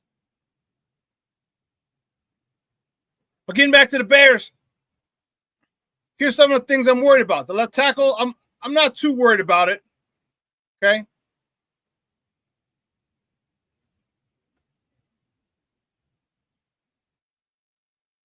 I think if you run the ball, we're going to be fine, which Ben Johnson likes to do. My question is, who's going to be running the ball besides DeAndre Swift? Calvin Nunn guy, hopefully he's ready. Hopefully he's back. Roshan Johnson, hopefully he's back. Remember, he's been out since that physical practice a couple weeks ago.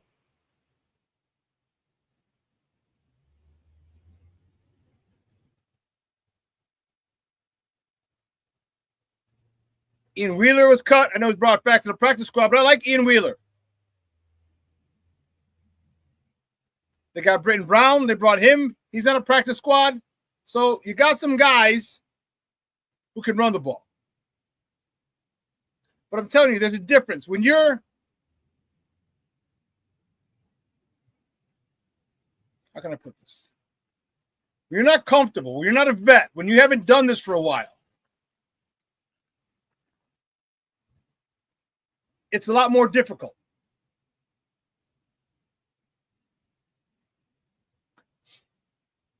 When you have proven success running the ball, it's a lot easier for you to run.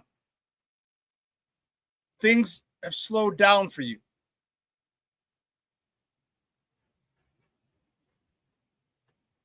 Kyle Monunga, they haven't slowed down for him yet. And I'm not saying he can't adapt to the speed, but it'll take him a year to have it slow down. It'll take him a year to see the blocks develop before they happen. I'm telling you from experience. And you're able to make that cut sooner. I'm telling you, if you're not a football fan and you watch a game with me, I can say, oh, I see it coming. I'll like pick, and an interception happens. How did that happen? How'd you see that? Just tell. I've had a whole bunch of football in my life. 30 years of playing, 16 years of coaching. So I see things develop. I see things differently when it comes to football than many people. And as you play the game and coach it, or as you play it, things slow down for you. You get used to the speed. You know where your blocks are coming from. You see a guy who's untouched. You know you got a guy coming who's going to wash him down or take him out, and you're going to make your move accordingly. You're going to set up that block. So if you know that right guard or right tackle is going to wash him down, you're going to take a jab step left, all right, and then go right. So he's going to take the jab step with you, and as soon as he turns, crunch.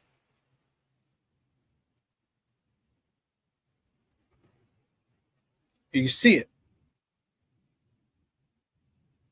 So the running game is one of the areas that I'm anxious to see how they feel that. I'm anxious to see what they do there. All right, and also there's that defensive line.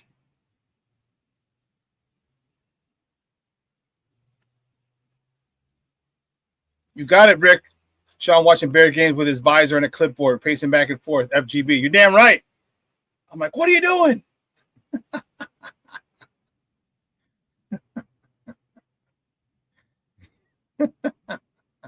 King Booker World said, how are you a bruiser back that gets hurt when you get hit? That's like being the hottest woman with dragon breath. Oh, that's classic.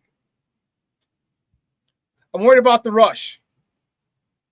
All right, we didn't see any Grady Jarrett, so that kind of threw us off. Okay, that threw us off big time. But who's coming on the other side of Montez Sweat? Dayo Odengbo? Austin Booker? Austin Booker's hurt.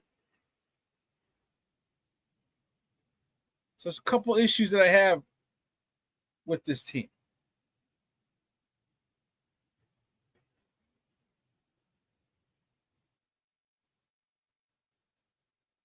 I don't know where we're going to get that pressure from.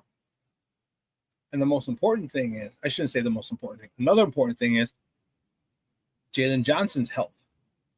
One, is he going to be ready? Two, how well is he going to play?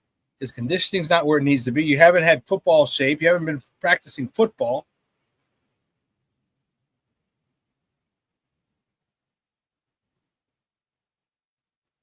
So there's going to be a big issue on how you play, how you feel, your endurance, your stamina. That's going to be a big concern, especially if we don't have anyone rushing the passer opposite Montez Sweat and we give J.J. McCarthy time.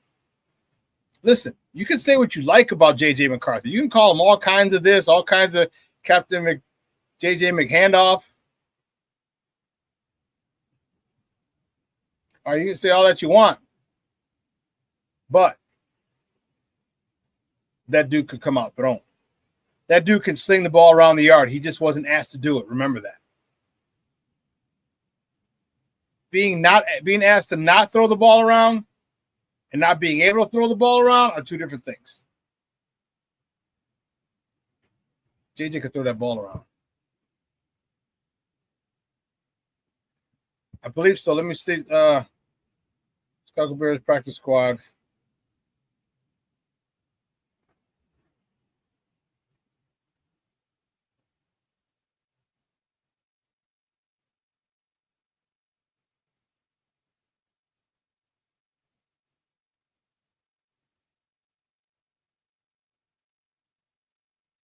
Here.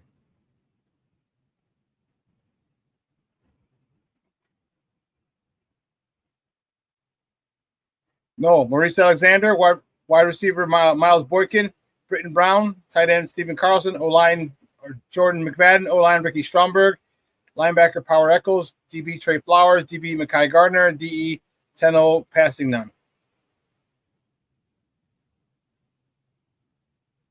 They did not bring him back.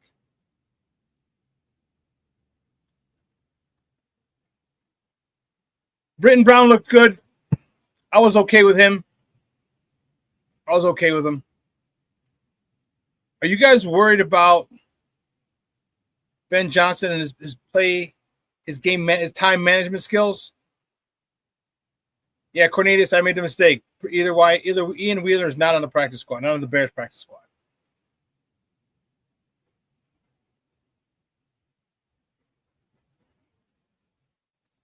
Are any of you guys worried about Ben Johnson's time management skills?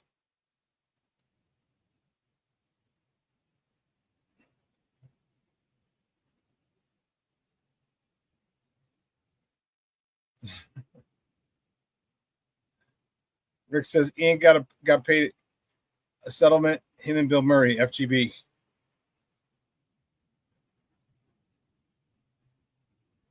That's crazy. But I'm excited. There's a lot. All right. What do we do defensively? Again, one of my concerns is the DBs. All right. That's the DBs. All right. How good is Jalen?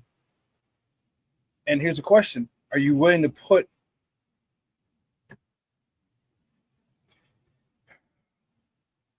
if Jalen Johnson can't go? We won't know that yet. Are you willing to put Tyreek Stevenson on Justin Jefferson?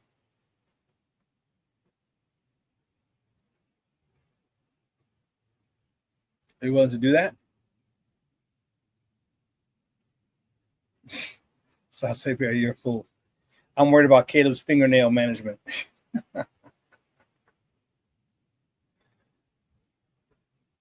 Michonne says, I'm not worried about about Coach Ben Johnson's time management because he's an offensive guy.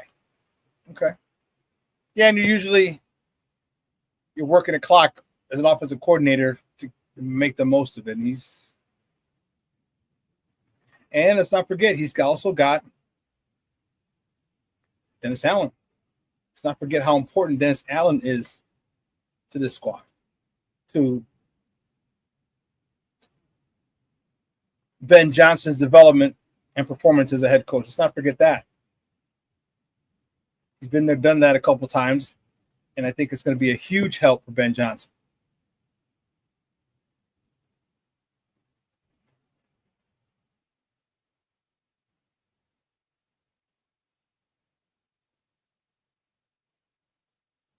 What? I don't know what they're talking about. You're talking about something in the. Oh, okay. It's talking about.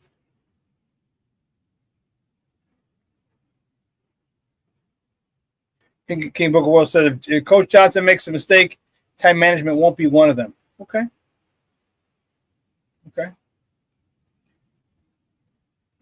I'm just tossing these out. I'm not saying he is going to. I'm just asking if you think he would be, because it's a new system, a new role for him.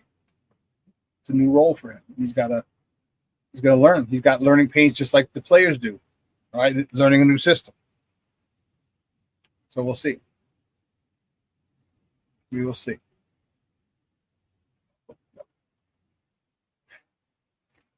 How many people were excited? I would say excited.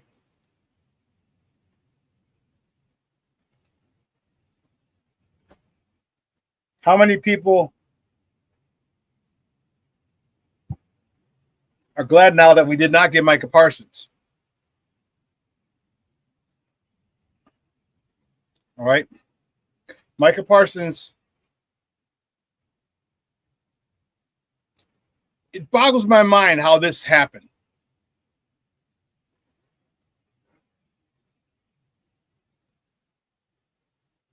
You trade for him, give him an extension,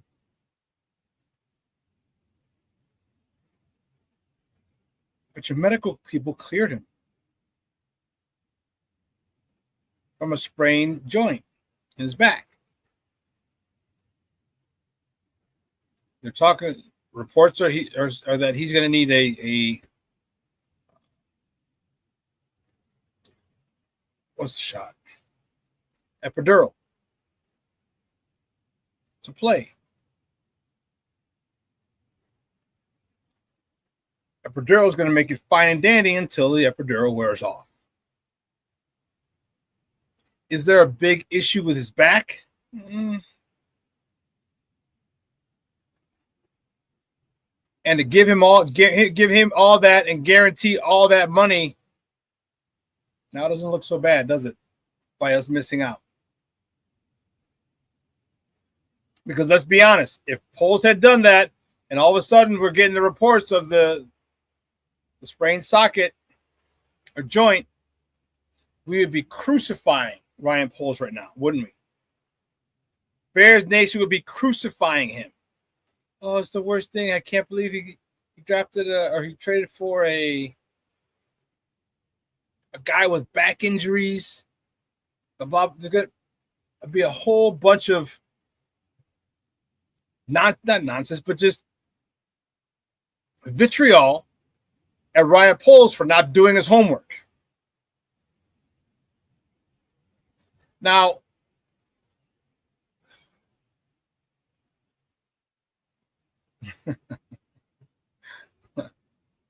epidural, Micah Parsons is pregnant.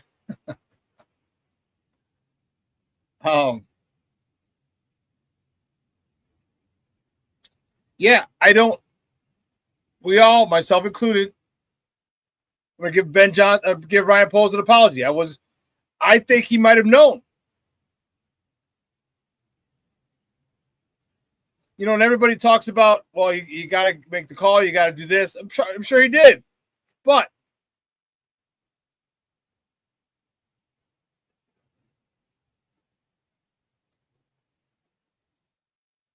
was he aware of the situation through back channels, through other sources?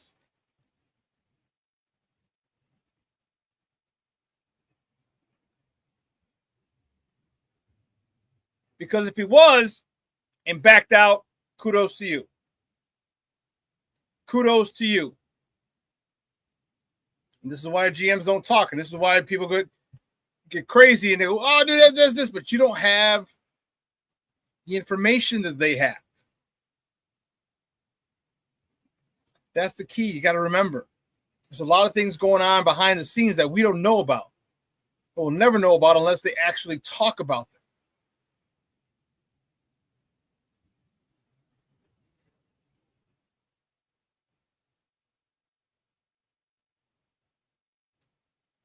That's a big hit. Remember, they just paid Jordan Love. Now they paid Micah Parsons. They're in a how long before they got to pay the running back? They got to pay the wide receivers. I mean, defensive backs, the linemen. Like, these guys got to get paid soon. I mean, you don't have Kenny Grant anymore, but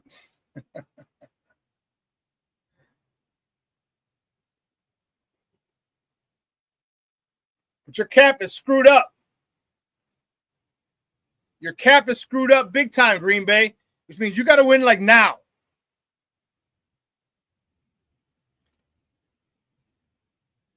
I don't think they're in a position to win now. Because if Micah gets hurt,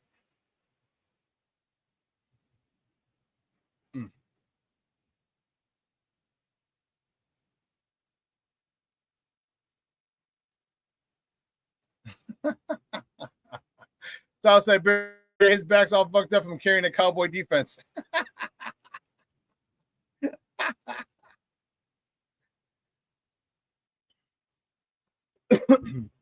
Hey guys, Patty, thank you, Patty. Reminding us all, smash the like button, guys. Please do. FGB, smash the like button.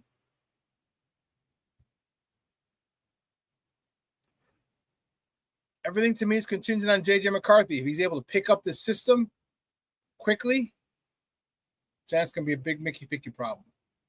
If he doesn't, we have him again until we face him again. When do we face him again?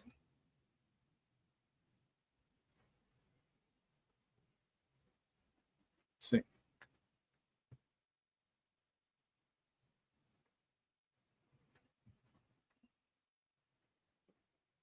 Damn, that's in November. 2 months. It's more than enough time for JJ McCarthy to get acclimated and settled. Not saying he will, but he's got the time frame to do it.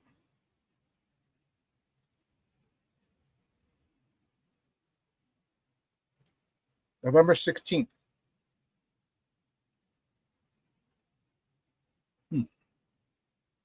Okay.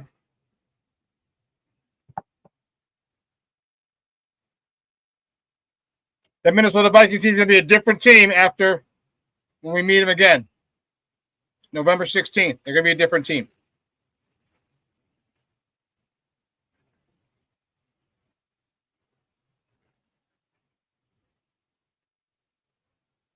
The reason I'm concerned with this is Kevin O'Connell.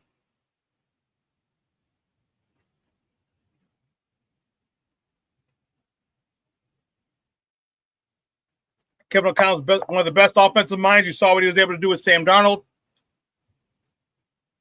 J.J. McCarthy's going in his second year in the system. Same play caller. So will the Bears. What do you mean, the Bears?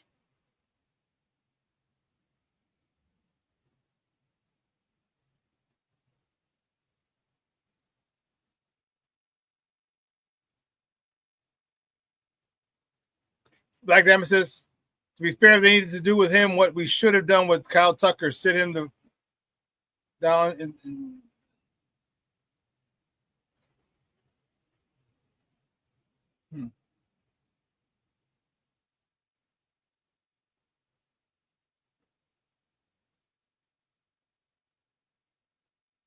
Okay.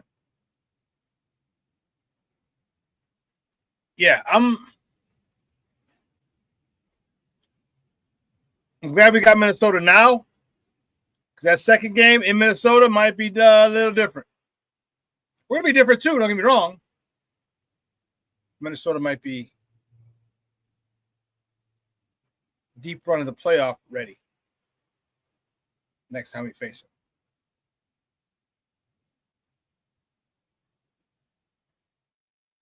$12-14. Oh, the Browns. The Browns. That's the Browns' little mascot. Yeah, I've only known him about 15, 20 years. I didn't realize that was their mascot as a kid. Yeah, that's the dude. He's usually in the middle of the field. You paint him on the middle of the field. Yeah.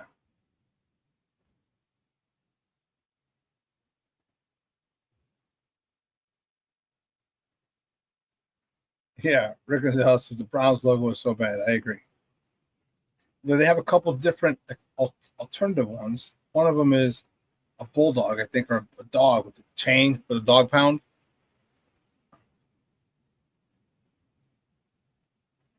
So,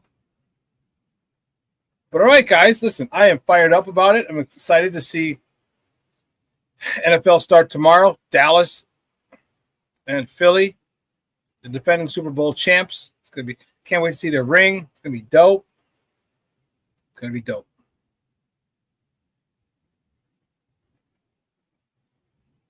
All right, folks. Listen, I'm gonna cut it short today because I'm gonna go get the warden. I'm gonna make sure I'm there a little early. I got to do a couple things right here before I take off.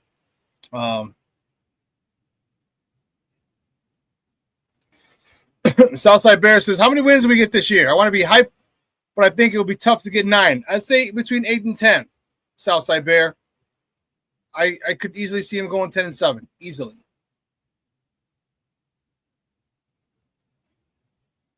Yeah, I could easily see him going there. Hey, listen, folks, I got to run, but you have a phenomenal day. Again, I hope your Labor Day weekend was awesome. Hope you're able to spend it with family, friends, loved ones. Okay. We weren't on Monday, so hope you ever get some barbecue in. Man, I got some barbecue in this weekend, boy. Woo-wee. Rick Gonzalez says 14-3. The Bears, FGB. I hear you.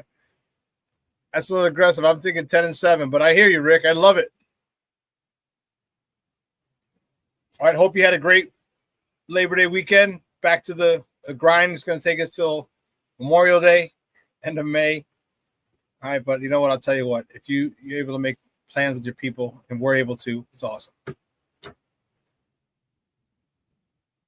Shorty said, I built a smokehouse in my backyard. Dude, that's awesome. That's awesome. Black Diamond says, chat, bear down, Shawn. Holler at you Friday. Bet, Black Diamond, bet. 11-7. That's all. It's 18 games, Patty. We say 10-7 or 11-6, one or the other. Listen, I want you guys to have a phenomenal day. I got a business lunch I got to go to after I pick up the warden. So I need you guys to have a phenomenal day. If you can make plans for lunch, do it. It's only 11 o'clock. Let your loved ones know you love them, because tomorrow is promised to no one. All right, guys. I got to be on the phone with the T-shirt maker. I got to be on the phone with a couple other people. We're getting this Sports Zone Chicago thing right. We're getting it right. Promise you. So, for everyone here at Sports Zone Chicago, I'm your boy, the SuperBack, Shawn Sierra. Guys, you have a phenomenal day. But I got to bounce. Your boy is out.